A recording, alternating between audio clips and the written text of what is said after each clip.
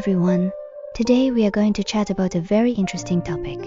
Oh, by the way, this script is provided by the Australian Buddha Vihara Association. Let's think about the word distraction or scattering.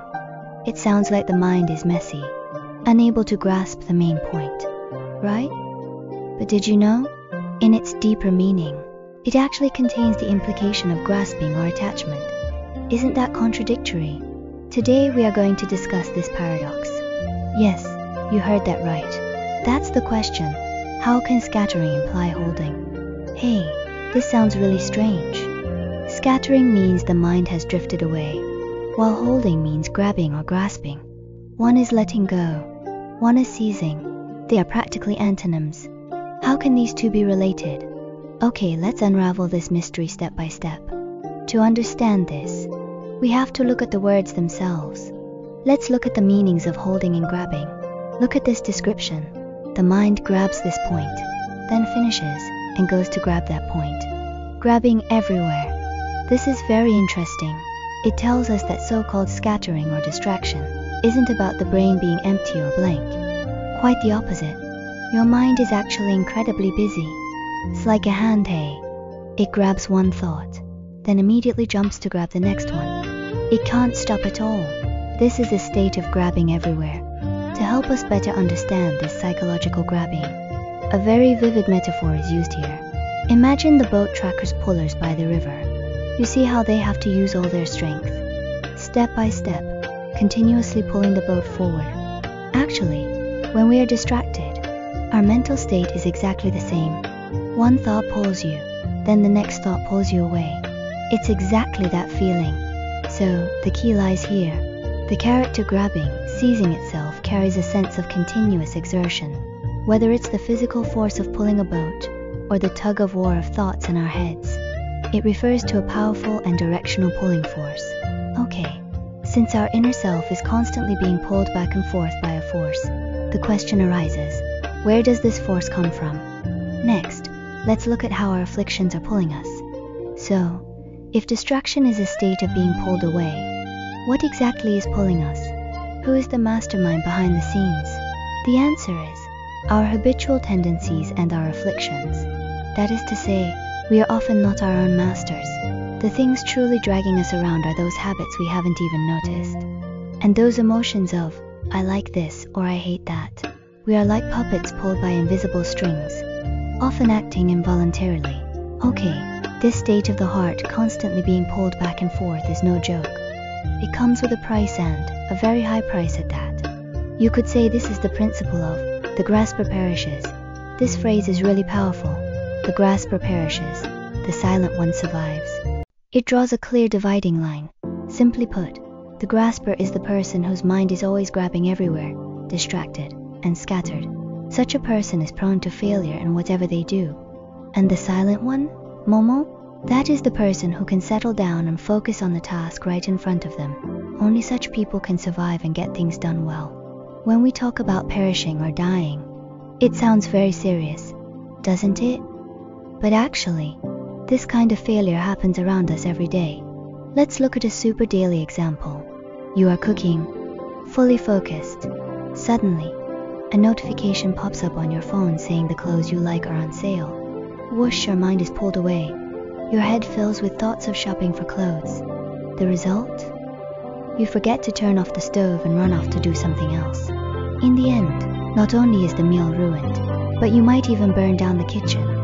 You see, this is a form of perishing. So no matter the size of the task, even if it's just cooking a meal, as soon as your mind is pulled away and you get distracted, that task is destined to fail. In our work and studies, isn't it often the same? We are doing fine. Then a thought drifts by. We get carried away, and the original task gets messed up.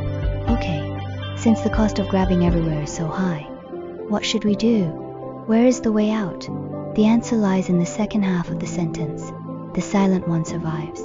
Let's look at what this power of silence actually is. A clear contrast is made here. Look at the scattered person, the grasper. They always run after their emotions and habits. Their mind turns with whatever is happening outside.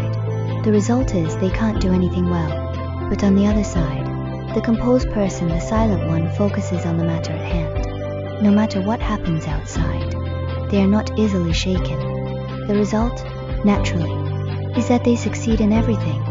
So, what exactly is silence? It is actually a state of quiet stability.